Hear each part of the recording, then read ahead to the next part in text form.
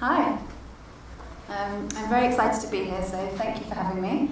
I'm going to be talking to you about upselling, but specifically to the digital luxury consumer. So just before we start, I'm just going to give you a bit of an... I'm going to go back to basics and use the arrows. So just before we start, I'm going to give you a bit of an introduction to where I work, the NetAPorter group. So a lot of you may have heard of NetAPorter.com. So that's our mothership, and it's the premier luxury fashion destination for women. We've also got another two brands, the Outnet, which is the most fashionable fashion outlet, a bit of a tongue twister, and also Mr. Porter, which is pretty much NetAPorter but for men. So when I was putting this presentation together, I did a bit of a Google search on what does upsell mean. And the definition that came back was, it's to persuade a customer to buy something additional or more expensive. Now, I don't know about you, but there's certain situations where I don't actually need any persuasion whatsoever. I'm thinking about, I've just found a gorgeous dress, I'm going to the till to make my purchase, I see all these shiny, delicious cocktail rings, and oops, just added one into the order. Easy. Or when you're in the Nike store and you've got a new pair of running trousers or a new running top, go to the till and, there's all these accessories and socks and all these things I definitely need. Yep, add them on the order, easy upsell. And then I think my best, or even my worst, is hairdressers. I'm in the hairdressers, just paid hundreds of pounds for my extensions, and it doesn't matter how hard I try, but when they offer me that magical shiny potion that's going to make my hair shiny forever and ever, I can't help it, I add it on. And so these are all examples that are happening every day that we're all really aware of in the sort of bricks and mortar world. But these are also happening online. So there's the more obvious examples, you buy something and it says, hey, you bought this, other people also bought these things. And that can work in kind of a mass environment. Every now and then they might get it right. But when you're dealing with the luxury consumer, you can't really just have that kind of random things put in front of you. You need to be a lot more smart. So I've got a few examples here of what we do at NetAPorter. So the first one here, so every product that features on any of our website is all shot with different outfits. So not just one outfit, but lots of different outfits.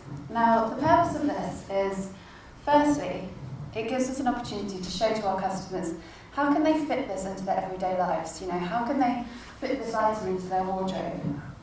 But what it also does is it shows them other products that they might like to buy and that might complete their outfit that they might not have come across by themselves. And also, because we shoot it with multiple outfits, when they're then perusing the site, they keep seeing these items that they had their eye on and are like, interesting, I couldn't just wear these shoes with one thing. I could wear it with hundreds of things. It's obviously good value, I'll get those as well. And this is a true story, but when I was actually finding that image to put in the presentation, I was looking for the dress, I think it's a gorgeous dress, and I came across the shoes and I added them to my shopping bag. So I actually managed to upsell to myself whilst making a presentation about upselling. It was too much.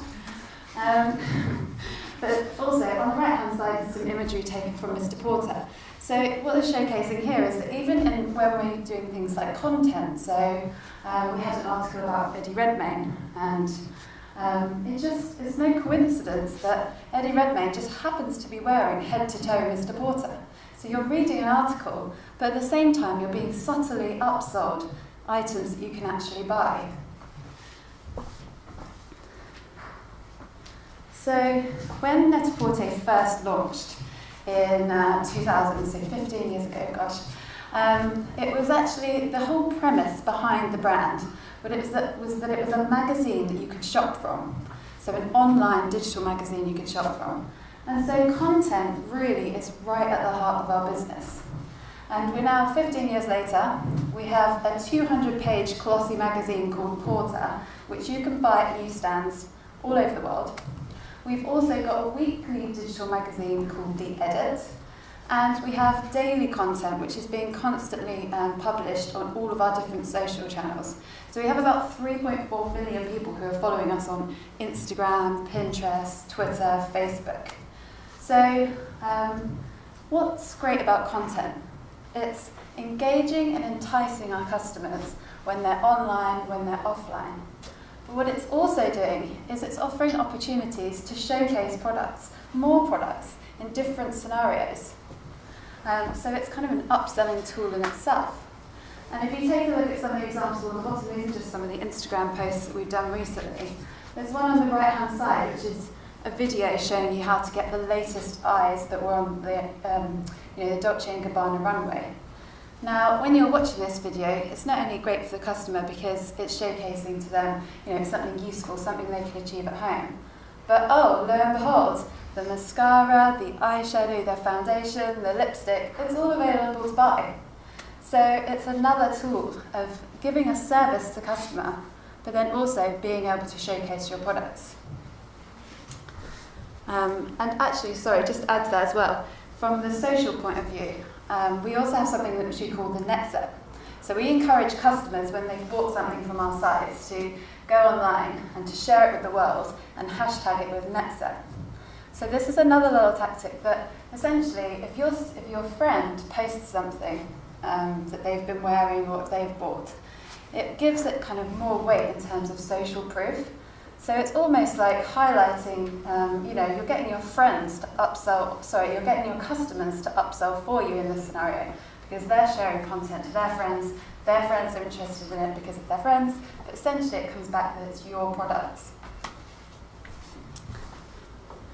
So, key to getting this right, we think, is you have to get right inside the minds of your customers.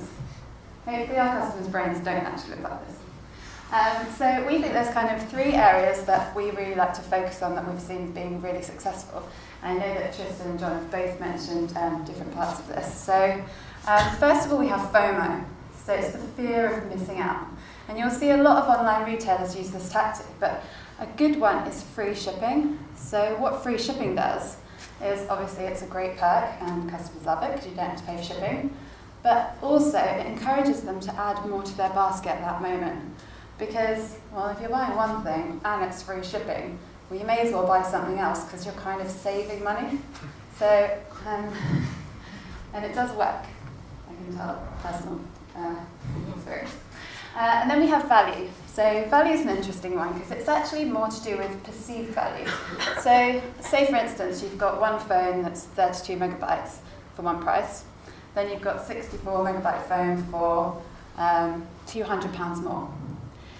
The perceived value to the customer might be if they spend that extra £200, they'll actually get a better product, regardless of whether they need that memory or not.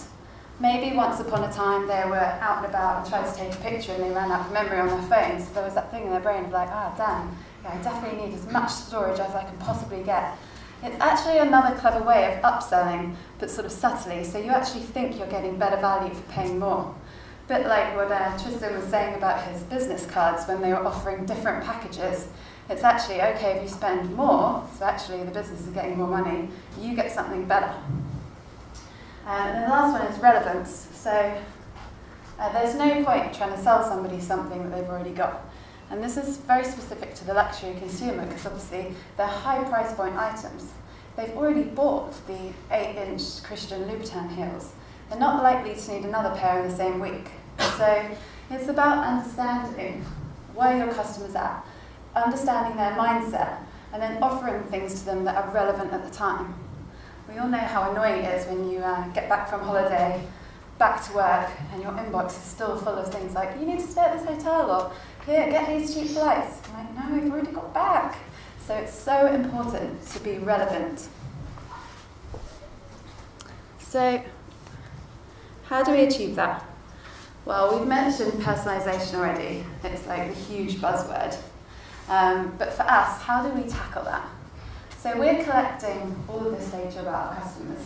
We know things like their average order value, we know their designer preferences, we know about their past purchases, we know what mobile devices they're using, we know what location they're at. So we have all of this information that can help us tailor what kind of products and what kind of items we should be upselling. But we don't just have information about our customer. Where we can really set ourselves apart is that we're also very knowledgeable about our own industry. So we know about the different trends that are happening, and not just kind of general trends that are happening worldwide, but specific niche trends that are happening in each market. We know about different people's demographics. Like you mentioned, the millennials, it's a completely different market. So we know about them, the things that they're excited about. So it's about pooling all of this data together and being able to create a unique personal experience for every single one of your customers. So this is what we like to call the two S's. It's like the secret sauce. And the secret sauce for luxury digital customers starts with the science, very important, it's what we just talked about. And it's about taking all that data, about creating algorithms. I've listed a few of what we use, what we kind of create to make this really happen.